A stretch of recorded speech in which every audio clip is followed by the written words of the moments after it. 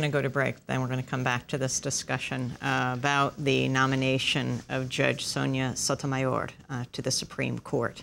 We'll also talk about the confirmation hearing, what is expected. But we also want to look at her record. What has been her record, the cases that she has presided over? This is Democracy Now! We'll be back in a minute.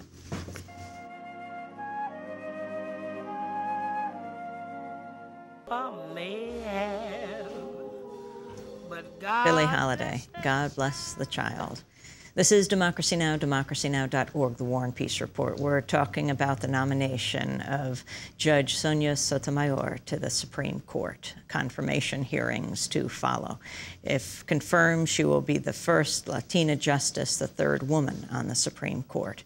Our guests are Cesar Perales, President and General Counsel of Latino Justice, formerly known as the Puerto Rican Legal Defense and Education Fund. Juan Manuel Garcia-Passalacqua joins us from Puerto Rico, independent political analyst, knows Sonia Sotomayor well. In a moment, we're going to be going to Marjorie Cohn, President of National Lawyers Guild, professor at Thomas Jefferson School of Law in San Diego. But we want to look right now at Judge Sotomayor's record. Tom Goldstein, you founded the SCOTUS blog, Supreme Court of the United States, devoted to the Supreme Court, and you've summarized her cases. Can you go through what you feel are the most important ones and how she's ruled? Well, the thing about a judge like Sonia Sotomayor, who's been on the Court of Appeals for more than a decade and then was a trial judge for a long time, is that she has an unbelievable body of work. There are literally hundreds of opinions, and we could talk about particular ones, but I think the overarching point for your listeners is that she is on the left, but far from the radical left. You'll hear a lot of complaints about conservatives that she's an ideologue and a judicial activist, and I think there's really no evidence at all that that's correct. She seems to take each case as it comes to her, and she sometimes rules for plaintiffs, sometimes for defendants, sometimes for the government, sometimes for companies. And you get a sense that she's just very thorough and very balanced, and has been said, and is obvious from how well she did academically, she's very smart. And go through what you think are some of the principal cases. Well, I think that one case that maybe we could talk about cases that will receive a lot of attention, so that your listeners, as they hear more about Judge Sotomayor, will know what it is that a little bit more about what people are talking about. There is the case that's talked about the most is the so-called New Haven firefighters case. This is a case out of New Haven, Connecticut, where the city had a promotional exam for firefighters, and after the exam was administered, it turned out that white firefighters did much better than black and Hispanic firefighters, particularly black firefighters, and that promotions in the city as a consequence would be skewed. And the city decided not to use the results of that test, but to find another promotional exam.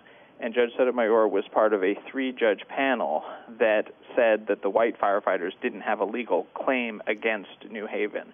So this is a very difficult case about the balance between trying to have diversity in the workforce versus not discriminating against the white firefighters. And that case is now in front of the Supreme Court right now. Another case that tells you a little bit about where Judge Sotomayor stands versus the rest of the Supreme Court that is an issue in front of the justices right now. The justices have a case involving a strip search of a young girl at school because the school had some concern that maybe she had aspirin or some other drugs on her body. And it looks like the Supreme Court is going to rule for the school that that kind of search is okay. Judge Sotomayor had a case in the Second Circuit where she said, no, that's far too intrusive for this poor little girl. And both Judge Sotomayor and Justice Ginsburg in the Supreme Court seem much more attentive from their own personal experiences to what that kind of search would be like for a young child, for a young girl. On the other hand, people shouldn't get the impression that she's, always on the left or radical, as I say.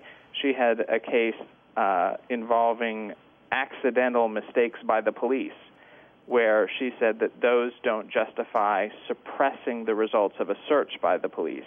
And the Supreme Court came out the same way this year in a case called Herring. So she's dealt with a huge number of issues, seems to be quite balanced in them, and her decisions are very thorough. Tom Goldstein, didn't she also have a case, a key case on environmental issues, on the whether the how the EPA could use cost-benefit analysis in determining limits on pollution? Yes, this is the River Keepers case. She said that when the EPA was making determinations about what kind of equipment should be used in plants, it shouldn't be evaluating sort of whether this way of protecting the environment was too expensive, that Congress hadn't told the EPA to do that. And so her decision was more pro-environmental. The Supreme Court reversed that decision. So she has been in front of the Supreme Court in opinions that she has written 5 times. That's not that many over a very long career. You're talking about somebody who's been in the Court of Appeals for 11 years. And that's a decision that was reviewed that was reversed. And you also write, Tom, about the cottage industry that has developed around Supreme Court nominations and how side from both the left and the right gear up for these nominations. Could you talk about that a little bit? Sure. It's as with Chief Justice Roberts and Justice Alito, who are really smart people. They are more conservative than me, to be sure, but they have a lot of integrity. They are, good judges. And when they were nominated by President Bush, they were attacked mercilessly by the, folks on the left. And same with Judge Sotomayor, a person of incredible integrity, great intelligence, and now attacked from the far right. And the cottage industry point is that these groups gear up now, and this is their principal fundraising mechanism, to say the president now is trying to either destroy the Supreme Court or save the Supreme Court. You need to support us. And that's not to say that those groups don't have really good faith disagreements about the law. There are incredibly important debates, but what happens, unfortunately, is that we lose sight of the debate, and these individuals who are public servants. Sonia Sotomayor started as a prosecutor. She has been a trial judge and then a Court of Appeals judge for decades now. She doesn't have 2 dimes to her name. She could have made so much money. And they get attacked mercilessly and personally rather than having the big debates over how the Constitution should be interpreted. So even though it's certain that Judge Sotomayor is going to be confirmed, absolutely certain, absent some totally unexpected ethical transgression, she is going to go through the ringer now so that these groups are able to fundraise. Marjorie Cohn, you're president of the National Lawyers Guild. Your response to the nomination of the first Latina justice of Judge Sotomayor to the Supreme Court? Well, Amy, I think it's very significant that she would be the first Latino on the Supreme Court, and she certainly would bring the number of women on the Supreme Court to 2, and that's also very significant. She will not appreciably change the political balance on the court. She will probably be a reliable liberal, very much in the vein of David Souter. Cases about executive privilege will invariably come before her, such as interrogation policies, preventive detention, state secrets, and her views are largely unknown on issues of executive privilege. She is a mixed bag. I would not call her a left liberal. She will not be a William Brennan or a Thurgood Marshall or an Earl Warren. Yes, she has ruled in the ways that Tom said on the firefighters case, on the environmental case, but she is a career prosecutor. She was a career prosecutor, and I'm hoping that she has empathy for criminal defendants and their constitutional rights. She ruled in 2 significant cases to uphold searches where the search warrants were unlawful.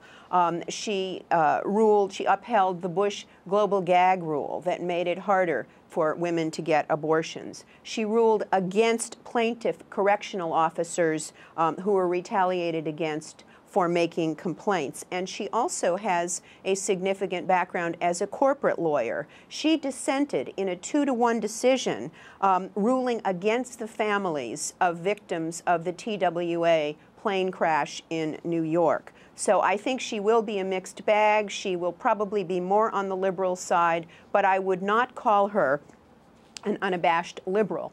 Now, I think that it's important for us to respond to this whole issue of activist judges and judicial activism, because this is what the right wing is bringing up all over the media waves and throwing at her, that she'll be a judicial activist.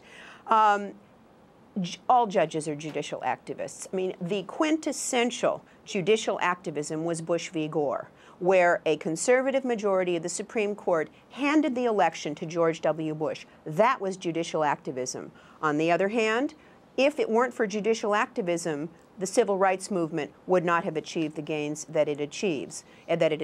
So judicial activism is a red herring. Certainly when Justice Scalia interprets the Second Amendment or Justice Roberts rules in an abortion case, they are being judicial activists.